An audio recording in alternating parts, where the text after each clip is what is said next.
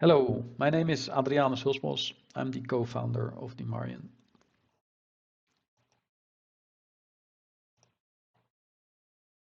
Most carbon removal solutions forget about the people that are actually taking care of the land.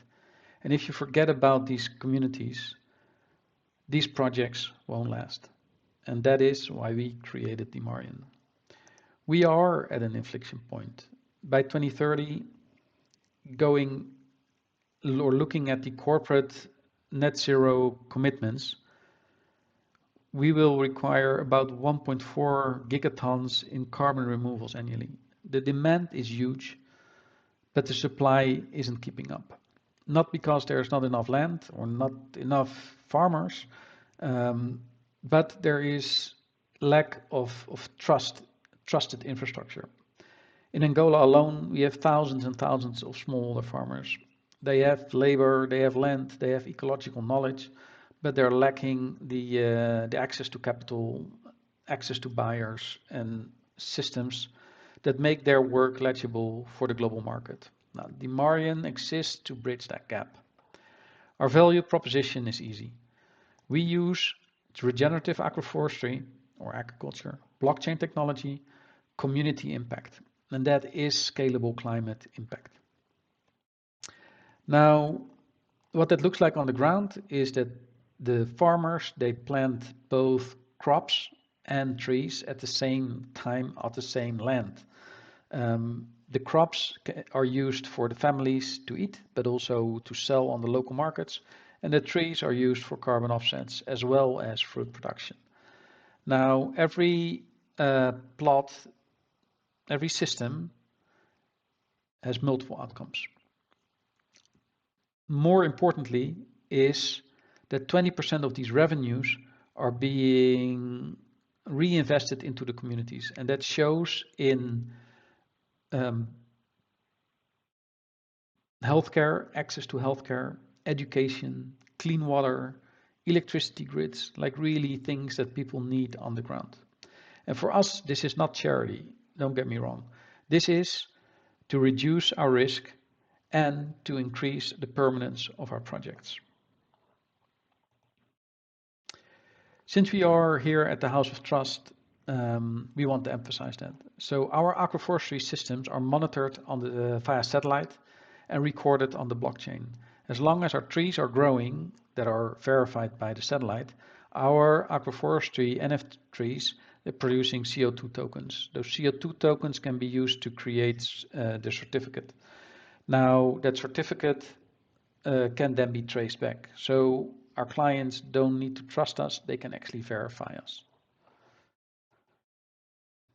A little bit about our impact journey. We went from 2020 to 25. We went from 100 or from 10 hectare to 100 hectare.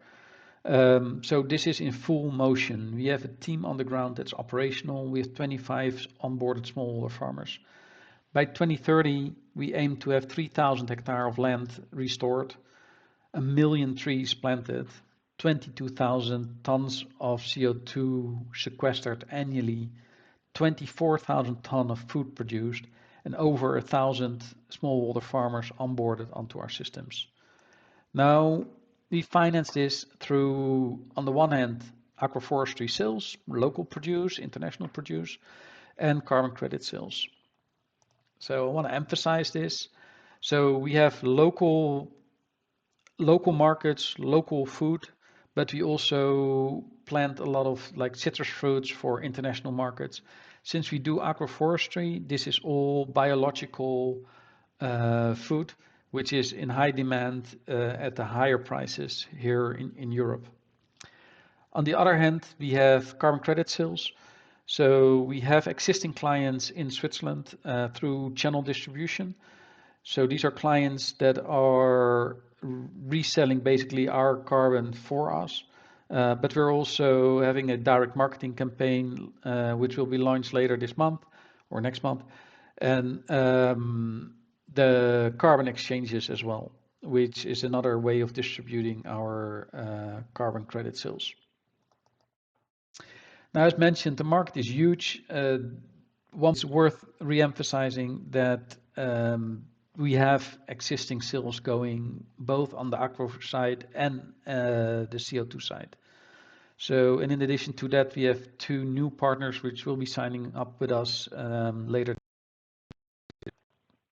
Now, this is only possible with a team. My wife, Alexandra, and I are the co-founders. Alexandra focuses on the strategy and local Angolan relationships. I focus on the technology, the sales, and the agroforestry projects. Around us, we have a strong team focused on business development, philanthropic relationships, marketing. Now our ask. We are looking for $500,000 in catalytic capital. This will help us improve our vehicles, increase our nurseries. It will help to improve our irrigation. We will be able to hire more smaller farmers, and we will also be able to attract more funding. Now, it's with intent. Catalytic, we want to have a loan that's convertible to a grant when KPIs are met. So when we do the work, when we deliver on our promise, the loan is converted into a grant. If we don't, we pay back the loan. That's as simple as it is. With that, I want to close out. Thank you very much for listening, and I hope to see you in Davos. Thank you.